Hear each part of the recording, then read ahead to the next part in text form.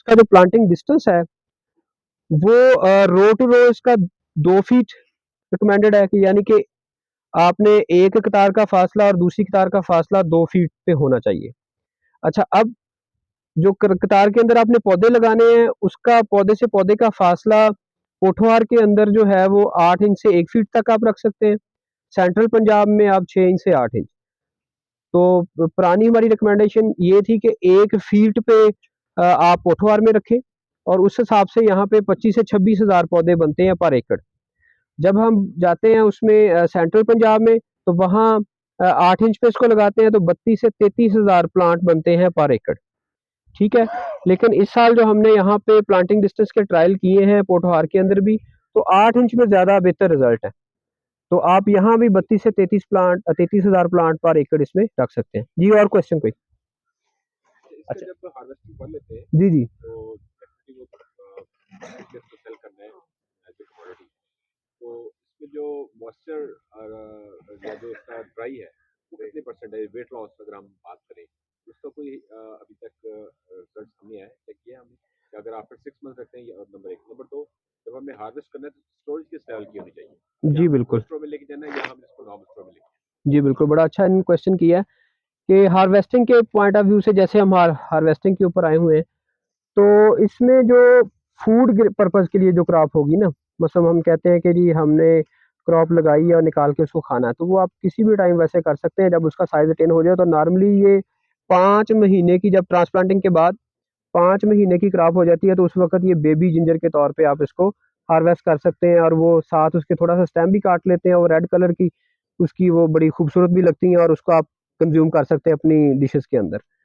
7 महीने की क्रॉप पे दूसरी हार्वेस्टिंग की जा सकती है जब आपकी 7 मंथ की क्रॉप हो जाए। तीसरी जो फुली मैच्योर, जब उसके बाद ग्रोथ नहीं हो रही होती, दिसंबर के मिड में जब हमारा अगेन टेम्परेचर 15 डिग्री से नीचे वो चला जाता है, और उस वक़्त इसकी फोटोसिंथेसिस या ज़ियाई तलीफ खुराक बनाने का अमल वो रुक चुका होता है। तो उस वक़्त ये फिर आप इसको फूड पर्पज़ के लिए उसको रखने की ज़रूरत नहीं है। उस वक़्त आप हार्वेस्ट करें और इसको कंज़्यूम कर लें। ये एक हार्वेस्टिंग की बात होगी। जिसने इसको सीड पर्पज़ के लिए रखना, जो कि आजकल हमारा यही फ़ोकस होगा कि एक बंदे ने 5 मरले लगाया है, तो अगले साल वो उसको 2 कनाल पे लेके जाएगा। तो उसमें से जितना आपने कंज़्यूम करना है अपने किचन की ज़रूरत के लिए, वो आप निकाल लें, या अगर सेल भी करना है वो कर लें। जो आपने सीड के तौर पे रखना है, उसको सबसे बेहतर जो वो स्टोरेज है ना, वो सॉइल के अंदर ही रहने दें। उसको आप अगले सोइंग सीज़न से 10 डेज़ पहले हार्वेस्ट करें। वो सिर्फ 10 डेज़ पहले हार्वेस्ट करना है आपने उसकी अगली प्रोसेसिंग के लिए, कि उसको उसकी जो थोड़ी-सी एक्स्ट्रा मॉइस्चर है, मट्टी-शट्टी उसकी जड़ जाए, 2 दिन उसको हार्वेस्टिंग के बाद फील्ड में ही पड़ा रहने दें, कि वो फील्ड में ही रहेगा, तो उसकी एक्स्ट्रा जो मिट्टी गीली है वो ड्राई हो जाएगी, वो खुद ही जड़ जाएगी। उसके बाद उसकी जड़ें-शड़ें काटें, उसके अगर तने कोई साथ हैं, सीड वाली क्रॉप के नॉर्मली तने ड्राई अप हो जाते हैं, तो मतलब कि वो जैसे हमारी ये शुगरकेन की पराली होती है, या हल्दी अगर किसी ने ग्रो की हुई है, तो उसके भी हल्दी के पत्ते जब कोहरे वाली हवाएँ चलती हैं, तो वो पत्ते वो झुलस जाते हैं और ड्राई अप हो जाते हैं। अगर कुछ फिर भी रह जाता है तो उसको भी तोड़ लें आप, ठीक है? तोड़ने के बाद फिर उसको फर्दर प्रोसेस, तोड़ के आपने 3 दिन रखना है, फिर उसको सीड ट्रीटमेंट करनी है, फिर 1 दिन रखना है। तो ये सारा प्रोसेस आपका 10 दिन का है। तो सीड वाली क्रॉप को आपने अपनी नेक्स्ट सोइंग से 10 दिन पहले हार्वेस्ट करना है। इसके अलावा अगर आपको वो जिस जगह पे आपने सीड क्रॉप लगाई है उसको अर्ली आप लेना चाहते हैं, तो उसको क्रॉप जब आपकी 10 मंथ्स की हो जाए, तो वो सीड की वायबिलिटी के हवाले से उसका इश्यू नहीं होता, उसको आप हार्वेस्ट करें। पत्ते उसके ग्रीन होंगे, साथ पत्ते तोड़ दें और उसकी रूट्स तोड़ दें, उसको साफ करें, पानी में नहीं धोना, मिट्टी उसकी साफ करें, उसको आप कोल्ड स्टोरेज में रखवा दें, किसी जाली वाले थैले में डाल के, पोटैटो वाले किसी कोल्ड स्टोर में रखवा दें। या इसके अलावा एक पिट स्टोरेज मेथड भी होता है, अगर आपके पास थोड़ा कोल्ड स्टोर करीब नहीं है, या कोल्ड स्टोर की आप कास्ट भी नहीं वो बियर करना चाहते, तो आप अपने फार्म पे ही किसी शेडी प्लेस पे, ऐसी जगह पे जहाँ पे बारिश का पानी वहाँ पे डलवान ना हो, अगर बारिश आ भी जाए तो पानी रेडली वहाँ से चला जाए, उस जगह पे 1 मीटर क्यूब का आप एक पिट बनाएँ, और उसके अंदर अपना सीड रख के, तो उस बाद में उसके ऊपर कोई बाँस, जो अदरक का पौधा है ना जी, इसकी कोई भी पार्ट जो है वो फ़ायदे से खाली नहीं है। यानी कि आप अगर माशाल्लाह इनकी अभी क्रॉप में कुछ-कुछ प्लांट्स ना ग्रीन है। फील्ड में हम लोग जाएँगे, आप इसका पत्ता भी तोड़ के उसको थोड़ा मसल के स्मेल करेंगे, तो आपको बिल्कुल जिंजर की फ्रेग्रेंस आएगी जो राइज़ोम से आती है। आप उसको ड्राई करके भी रख सकते हैं जस्ट लाइक लेमन ग्रास, और उसको फ्रेश भी आप कहवा बना के पी सकते हैं। और इवन इसकी जो रूट्स हैं, जो हमारे किसी काम की नहीं होती, रूट से मुराद मैं कह रहा हूँ ट्रू रूट्स, यानी कि वो जो जिंजर है वो तो राइजोम होता है ना, अंडरग्राउंड स्टेम होता है बेसिकली, वो जरा थोड़ी टेक्निकल बात हो जाएगी। तो वो जो इसकी जड़ें हैं राइजोम के अलावा, वो भी कॉस्मेटिक्स में और डिफरेंट प्रोडक्ट्स में इस्तेमाल होती हैं, उसको ड्राई करके उसका पाउडर बना के वो भी वो इस्तेमाल होता है। तो इसकी हर चीज़ ही जो है ना वो कीमती है। मेरा क्वेश्चन ये है कि अभी पोटैटो का बेसिक हुआ, पोटैटो को अगर आप एक ही लैंड के ऊपर मल्टीपल ईयर्स अगर आप क्रॉपिंग करें जी, जी। तो उसमें इश्यूज चैलेंजेस आने शुरू हो जाते हैं। तो क्या इसमें भी ऐसा है कि अगर फार्मर जो अगर स्मॉल, स्पेशली अगर हम फुटपाथ रीजन के हवाले से बात करें, या लैंड होल्डिंग बहुत स्मॉल है, जी, जी। या अवेलेबिलिटी बहुत स्मॉल है, बिल्कुल, बिल्कुल। तो अगर वो जैसे भी आपने फरमाया कि आप क्रॉप को वही रहने दें until you are ready to reharvest, जी, ठीक है। तो तो अगर आप उसको रहते हैं तो उसके बाद वो अगर जिस वक्त निकालता है 10 डेज का पीरियड है, 10 डेज में अपनी सॉइल को वो दोबारा प्रिपेयर करता है और दोबारा वहीं पर करता है, तो फिर क्या होगा? जी, बड़ा अच्छा इनका क्वेश्चन है कि क्या हम बार-बार उसी पीस ऑफ लैंड पे सालों काश्त कर सकते हैं अदरक? जैसे पोटैटो में ये इन्होंने एग्ज़ाम्पल दी कि उसमें इश्यू आ जाता है।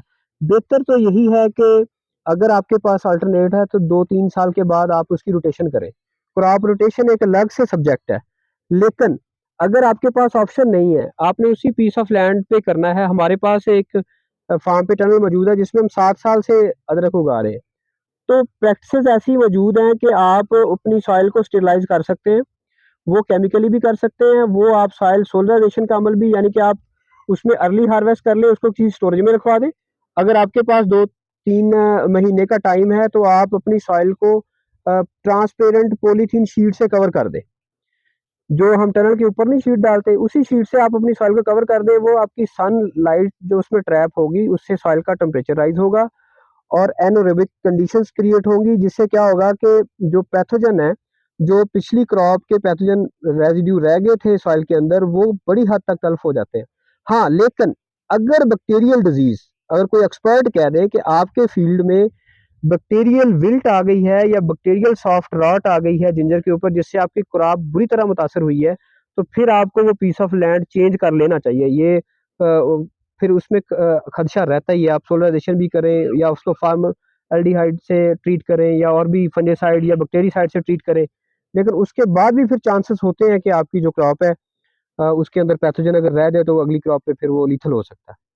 तो इसके लिए मजीद ये है कि अगर आप पोटैटो को कंपैरिजन करेंगे तो पोटैटो तो ओपन फील्ड में थाउजेंड्स ऑफ एकर्स हैं, जी, जी। उनको रिप्लेस करना जरा मुश्किल हो जाता है। हाँ जी। इनको रिप्लेस करना या रिक्लेम करना, कि इसको आप जो करना चाहते हैं ना ट्रीट करके भी, तो वो इजी है क्योंकि ये थोड़ी सी लैंड पे है, तो इसको किया जा सकता है। डॉक्टर साहब पोटैटो दूसरी के बात आपने अभी जो बताया कि मतलब जस्ट आफ्टर का आप बार बार लगाते रहते हैं, तो बैक्टीरिया एक ऐसी जिससे खतरा हो सकता है, क्योंकि पोटैटो के अंदर एक स्कैब डिजीज है। एग्जैक्टली मैं वही रहता जी मैं वही वो बैक्टीरिया की है।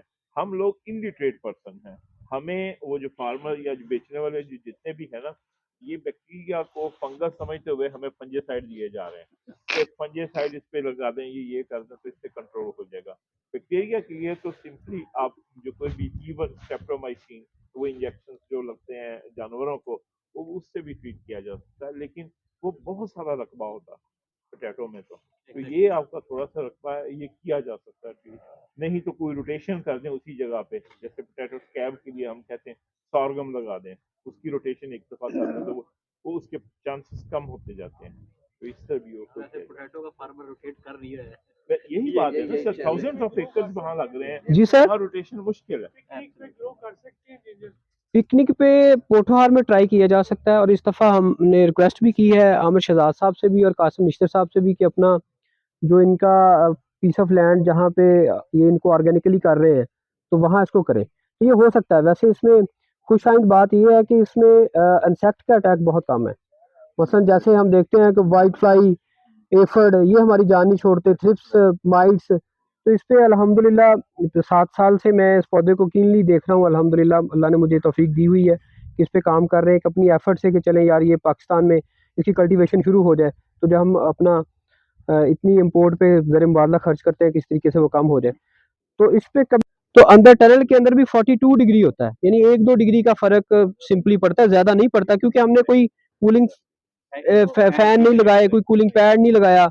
और जितनी हमारे यहाँ हीट होती है, आप कूलिंग पैड लगा के भी उसको 32 से नीचे लाना एक बहुत बड़ी जो है ना वो बहुत कॉस्टली भी है और ना ही इसमें रिकमेंडेड है। तो बताने में ये लगा था बात कि अगर आपका बाहर का टेम्परेचर 42 है टनल के अंदर का, तो अगर आप सॉइल को अपनी को मल्च कर लेंगे तो उससे आपकी सॉइल का टेम्परेचर और डाउन हो जाएगा, तो वो कंफर्टेबल जोन में रहेगा जी। रीजन में मेनली तो इसलिए सर ये मल्चिंग जरूरी है इसमें। फुटवार रीजन में दो टाइप की मेनली जमीनें, एक मेहरा और एक रेतली मेहरा। Best suitable land sandy loam soil जो है ना जी, रेतली जो है, क्योंकि जितनी इसको पोरस सॉइल मिलेगी, ऑर्गेनिक मैटर हम ह्यूमिक एसिड की शक्ल में ड्रिप से भी दे सकते हैं, हम फर्टिलाइजर दे रहे हैं उसमें, तो वो उतनी इसके लिए अच्छी है। हाँ जी, लेकिन उसमें ये होता है कि थोड़ा नीमाटोड का फिर हमें वो केयर रखनी पड़ती है कि हम कोई ऐसी एप्लीकेशन रखें, अगर नीमाटोड की कोई डिजीज आती है तो उसको कंट्रोल करें। जितनी सैंडी लोम सॉइल होगी उतनी अदरक के लिए अच्छी है कि उतना इसको ग्रो करने का वो मिलता है।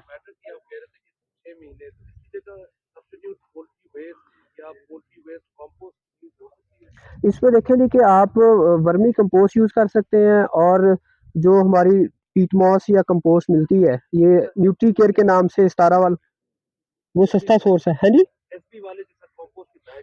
हाँ जी, वो ले सकते हैं, लेकिन वो इंश्योर ये करें कि वो प्रॉपर तरीके से इसको बनाया गया हो और वो